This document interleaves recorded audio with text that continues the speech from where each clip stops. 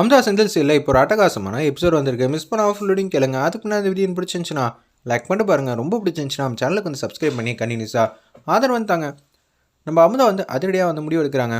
நம்மளால் கடைசி வரைக்கும் ஜெயிக்க முடியாமல் போயிடுச்சு. என்றைக்காக இருந்தாலும் நீதி வந்து சாவாது, உண்மை எப்படி இருந்தாலும் ஜெயிக்குங்கிற மாதிரி தான் இன்னமும் நம்பிக்கையோடு இருக்காங்க. அந்த இடத்துல நம்ம அமுதா பழனி வந்து ஆதிகேசவன் வந்து பேசுகிறாங்க. சார் நீங்கள் ஜெயிப்பீங்கன்னு நினச்சி கூட பார்க்கல. டேய் அப்போனா நான் தோற்றுணும்னு நினச்சியா?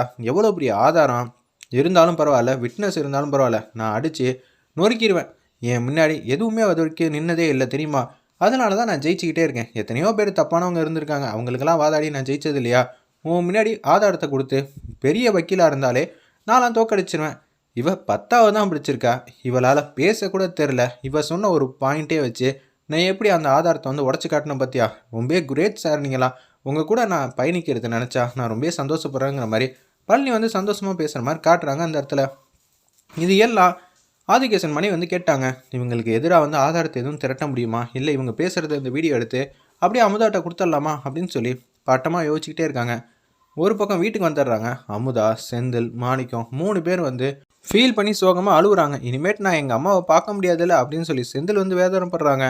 நான் எங்கள் அக்கா கிட்ட அப்பயே வந்து படித்து சொன்னேன், இதெல்லாம் வேணான்னு. கடைசியில் வந்து உண்மையை வந்து ஒத்துக்கிட்டா. இல்லாட்டி அந்த மண்டபத்துலேருந்து நம்ம எல்லோரும் சேர்ந்து ஈஸியாக வந்து தப்பிச்சிருக்கலாங்கிற மாதிரி அதிரடியாக வந்து பேசுகிறாங்க அந்த இடத்துல நம்ம மாணிக்கம்.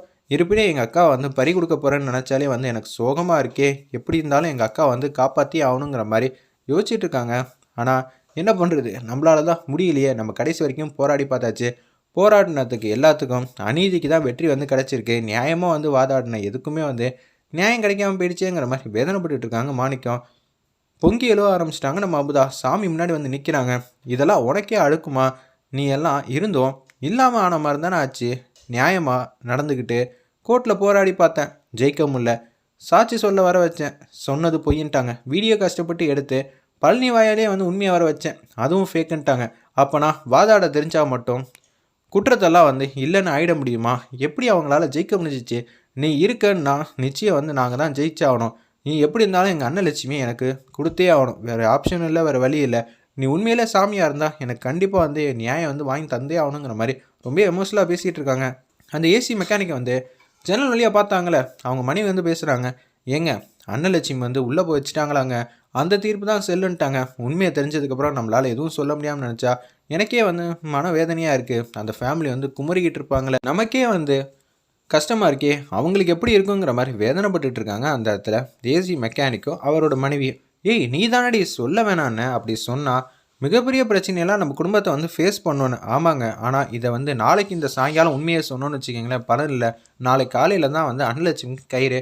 அப்படி இருக்கும்போது இந்த உண்மையை வந்து சொல்லிடணுங்க. இல்லைன்னு வச்சுக்கோங்களேன், கடைசி நேரத்தில் நம்ம சொல்ல முடியாமல் போயிடுச்சுனாலும் இல்லை தாமதமாக சொன்னாலும் எதுவுமே வந்து பலன் இல்லை. நம்ம குடும்பத்தை வந்து பாதிக்கும். நமக்குன்னு 2 பசங்க இருக்காங்க, அவங்களோட எதிர்காலத்தை பார்க்க வேணாமா? ஒருத்தவங்களுக்கு அநீதி நடக்க போகுது, நல்லா வாழ வேண்டியவங்களை அனுப்பிச்சி வைக்க போகிறாங்க. தப்பு செஞ்சவன் வெளியில் தெனாவட்டாக வந்து சுற்ற போகிறான். நீங்கள் தாங்க எதாவது ஒன்று பண்ணணும். அப்போ நான் சொல்லிடலாங்கிறியா? நான் உனக்காகவும் நம்ம குழந்தைங்களுக்காகவும் மட்டும்தான் நான் எதுவும் சொல்லாமல் இருந்தேன். சொல்லிடலாங்க, நிச்சயம் வந்து அன்னலட்சுமி காப்பாற்றணும். அதுக்கு அமுதாவை நாளைக்கு போய் சந்திக்கலாங்கிற மாதிரி அதடியாக முடிவு எடுக்கிறாங்க. ஜெயிலரம்மா வந்து அன்னலட்சுமி வந்து பார்க்குறதுக்கு வராங்க. சாரிங்க, நான் மன்னிச்சிருங்க, நீங்கள் தான் ஜெயிக்க வேண்டியது. ஆனால் என்னால் எதுவுமே வந்து சொல்ல முடியாமல் இருக்குது. அமுதா வந்து உங்களுக்காக பர்த்டே ஃபங்க்ஷன்லாம் கோலாகலமாக கொண்டாடி எல்லாருக்கும் சாப்பாடெலாம் போட்டு ஜமாச்சிட்டா. இருப்பினும் உங்களால் தப்பிக்க முடியாமல் போயிடுச்சு. என் உயிர் வந்து போகிறத நினச்சி நான் துளி கூட வருத்தப்படல. என் செந்திலுக்காகவும் அமுதாக்காகவும் தான் என் தியாகம் பண்ணுறேன்னு நினச்சிப்பேன்.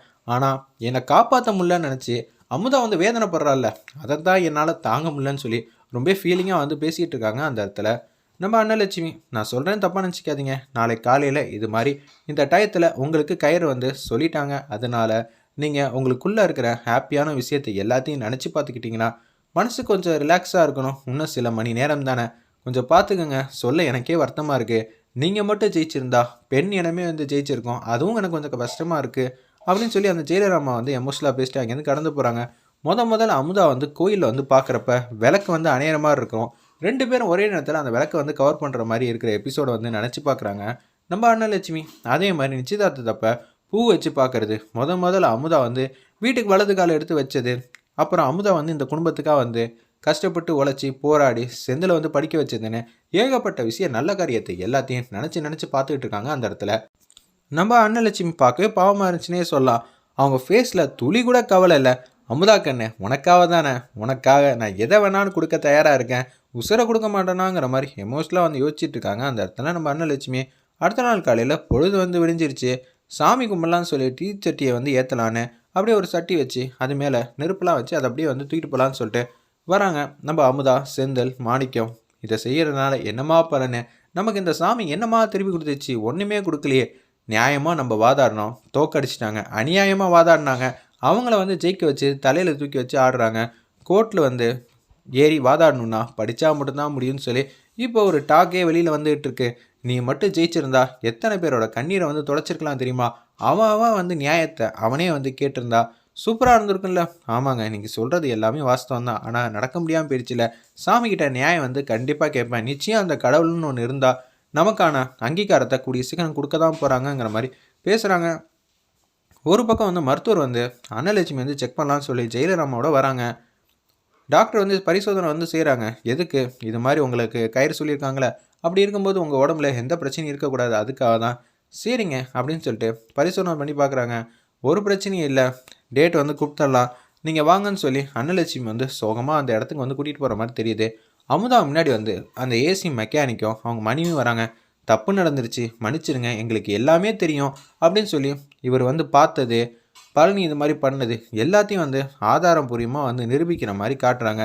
என்னங்க நீங்கள் இப்போ வந்து சொல்கிறீங்க, முன்னாடியே சொல்லியிருந்தா அன்னலட்சுமி வந்து காப்பாற்றிருக்கலாம்ல. எங்களுக்கு ரொம்ப பயங்க, உங்களையே வந்து ஓட ஓட விட்றாங்க. இந்த இன்ஃபர்மேஷன்லாம் ஆதாரத்தோடு நாங்கள் சொன்னால் எங்கள் குடும்பத்துக்கு பிரச்சனை ஆயிடுச்சுன்னா என்ன பண்ணுறது தான் சொல்லாமல் இருந்துட்டோம். இதையெல்லாம் நினச்சி வேதனைப்பட்டுருக்கோம். அதனால தான் நேற்று நைட்டு தான் முடிவு பண்ணோம் காலையில் சொல்லான்னு. இன்னும் 1 மணி நேரத்தில் அன்னலட்சுமிக்கு இது மாதிரி தீர்ப்பு கொடுக்க போகிறாங்க. நம்ம இவங்களை கூட்டிகிட்டு போயே ஆகணுங்கிற மாதிரி அதிரடியாக பேசுகிற மாதிரி காட்டி இந்த எபிசோட் வந்து அல்டிமேட்டாக அமைச்சிருந்தாங்க. பழனிக்கு ஆப்பு வைக்க போகிறாங்க. வெயிட் பண்ணி பார்ப்போம். எபிசோட் ரொம்ப சுவாரஸ்யமாக இருக்க போகுது. அன்னலட்சுமி கடைசி நேரத்தில் வந்து இது மாதிரி பண்ணுறப்ப அமுதா, ஒட்டுமொத்த ஃபேமிலி, இந்த ஏசி மெக்கானிக் எல்லோரும் வந்து உண்மையை சொல்லி அன்னலட்சுமியை காப்பாற்றி ரிலீஸ் பண்ணிடுவாங்க. கடைசியில் நியாயம் ஜெயிச்சிருச்சு.